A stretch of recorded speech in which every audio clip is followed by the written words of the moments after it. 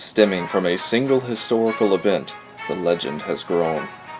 It all seems to have began in the early morning hours of April 22nd, 1862, when the ill-fated northbound train filled with Confederate soldiers crashed head-on with the southbound train filled with timber from this very sawmill. It is said that found among the dead was the body of Musette Lumiere, the daughter of a high voodoo priestess from New Orleans, Cosette Lumiere. Why was Musette's mutilated body found among the charred rubble? Speculation ran rampant in the newspapers across the country. There was even some talk of a child, who was never confirmed until recently upon the discovery of the Silas Monroe diaries. History's most haunted is here to discover the truth.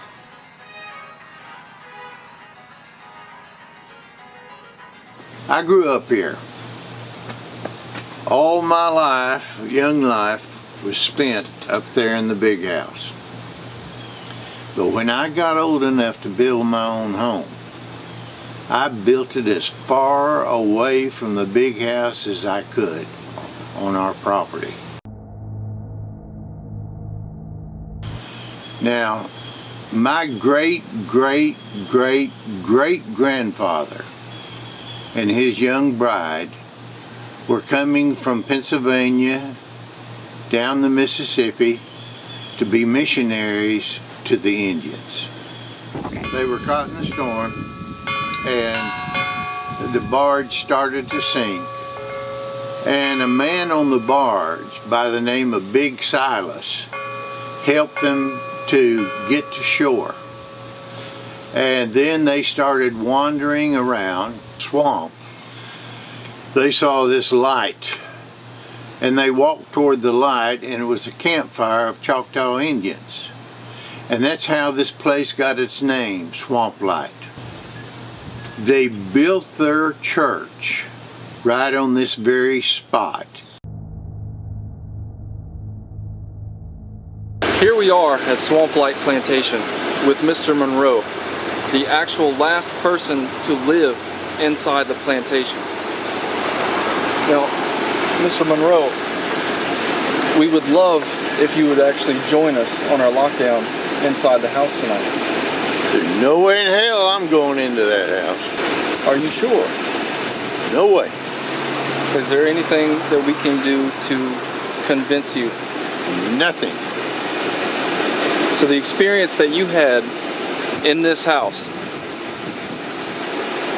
it left a lasting memory that I will carry with me until I die. Is there any words of caution you would give us who are about to lock ourselves in for the next 24 hours? I don't even want to talk about it.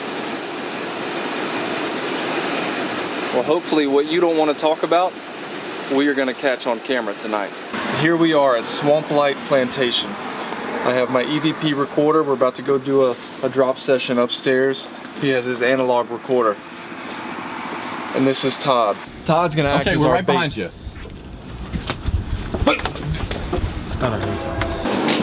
We're standing in front of the upper entrance to the upper bedrooms of the Swamplight Plantation. This building has been many things.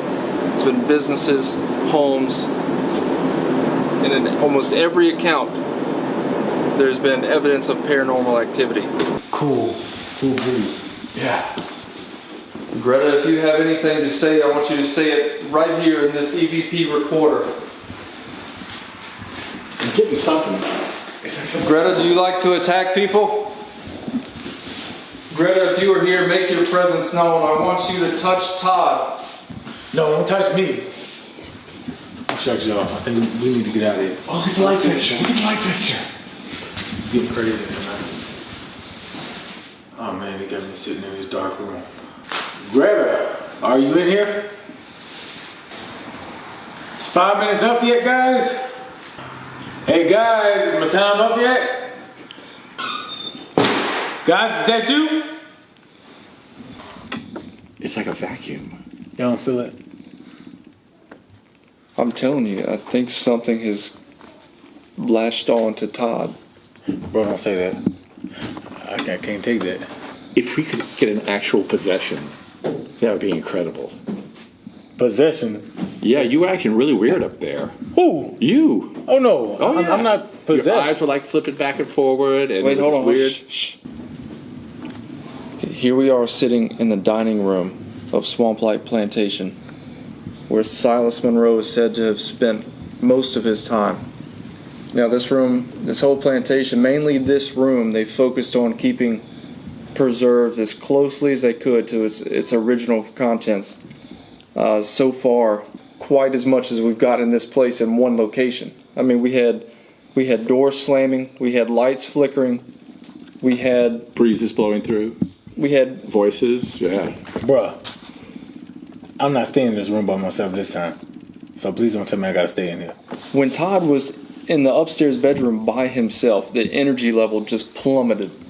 Yeah, the That's fine, temperature but dropped. I can't It was do it this crazy. time. I'm sorry.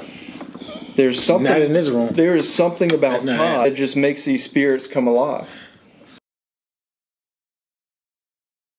Musette was killed in a train accident, and they took Silas from Musette C-section while she was lying there in the rubble of the train.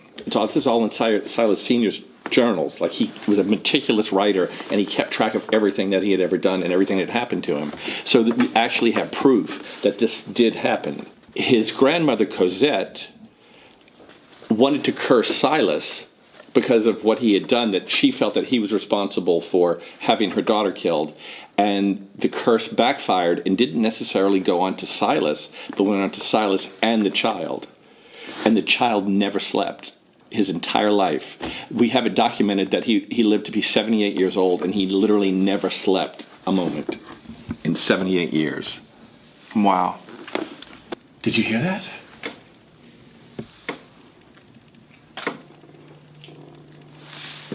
Oh wow, I don't know if you feel that. The hairs on the back of my neck just stood way up, man. Dang. It's kind of feel cold in here. Oh, man.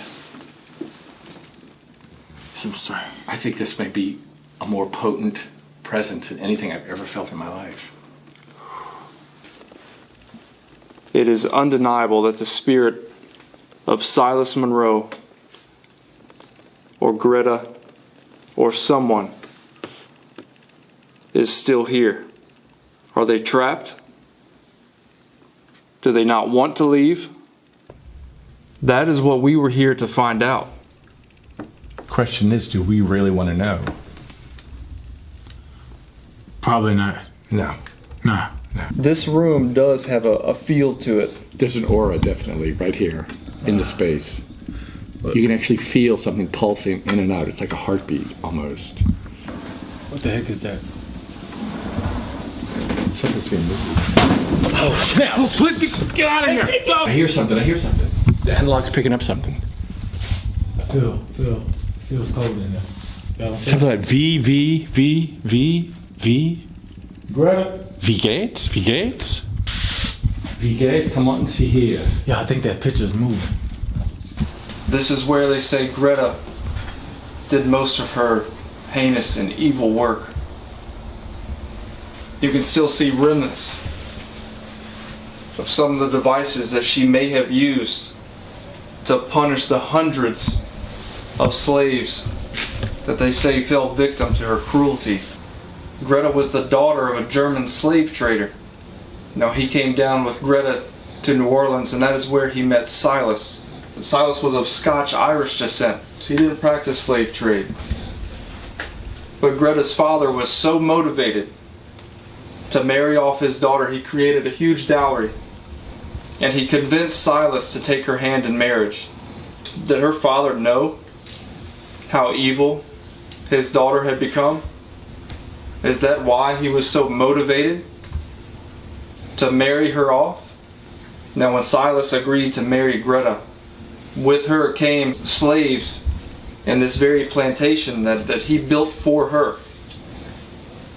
Now on this location, most people don't know this, but there used to be a church called Swamplight Church. And it is the very church that Greta and Silas got married in. Now it is said that the very night that they were married, the church actually went up in flames.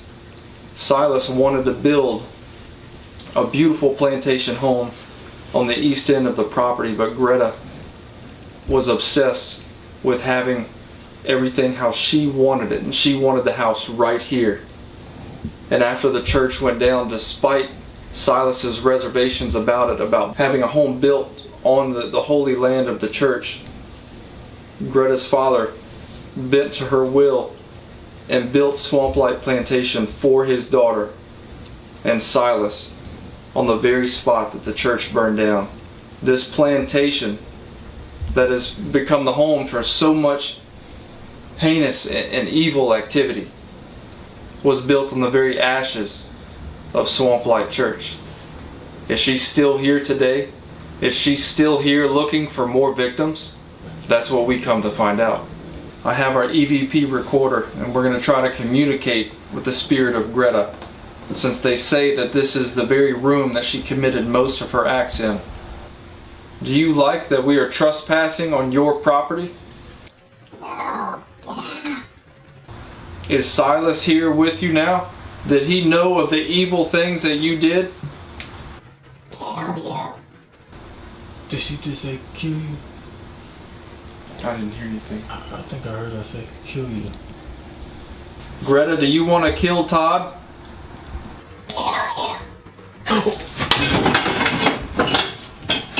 Man, I heard that.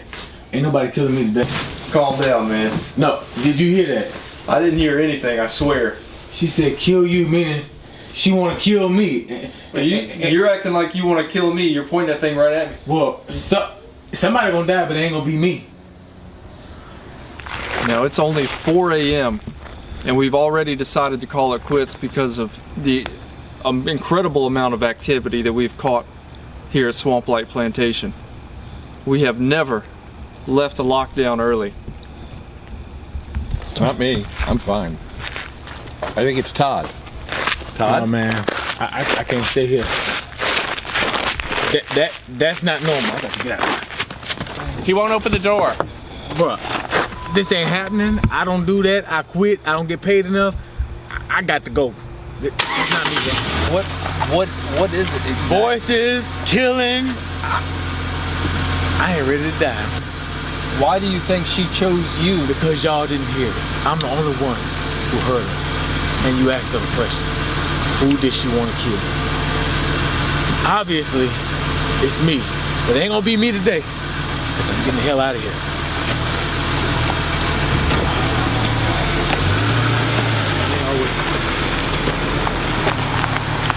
This has never happened before.